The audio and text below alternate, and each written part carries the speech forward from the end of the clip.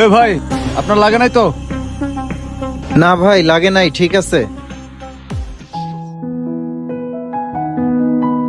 ভাই একটা পানি দেন তো। পানি? আচ্ছা দিতেছি। আরে আরে আমার মানিব্যাগটা কই গেল? ভাই আমার মানিব্যাগটা মনে হয় হারায় গেছে। পানিটা রাখেন, আমি আসতেছি। আরে কি লুকাই এই টাকা টুকা ছাড়া পানি নিতে।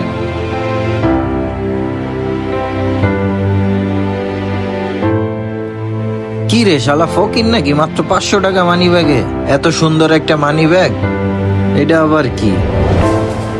কি এটার মধ্যে? মা, আমি আপনার ছেলে হিমেল।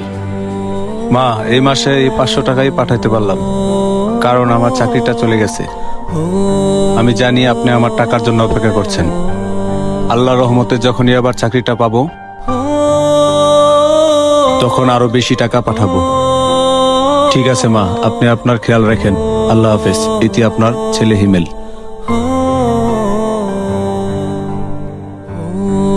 হে আল্লাহ, এটা তোমার কেমন পরীক্ষা?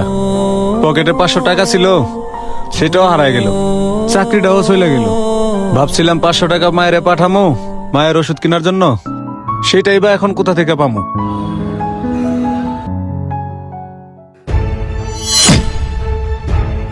আরে ভাই, হ্যাঁ ভাই বলেন। ভাই আপনারা আগেও কোথাও দেখছি মনে হইতেছে।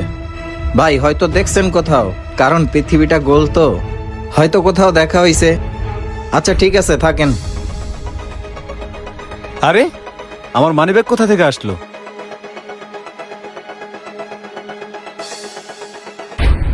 বন্ধু, তোমার 500 এবং আমার 4500 মিলিয়ে তোমার মাকে পাঠিয়ে দিয়েছি। বন্ধু তুমি চিন্তা করো না, মা তো সবার একই রকম হয় তাই না? তো উনি কেন টাকার জন্য কষ্ট পাবে? আমি খারাপ হতে পারি, কিন্তু এতটাও খারাপ না যে আমার জন্য কারো মা কষ্ট পাবে। আমি যখন তোমার মানিব্যাগটা নিয়েছিলাম, তার ভিতরে তোমার একটা চিঠি পেয়েছি, যেটা তুমি তোমার মায়ের জন্য লিখেছো।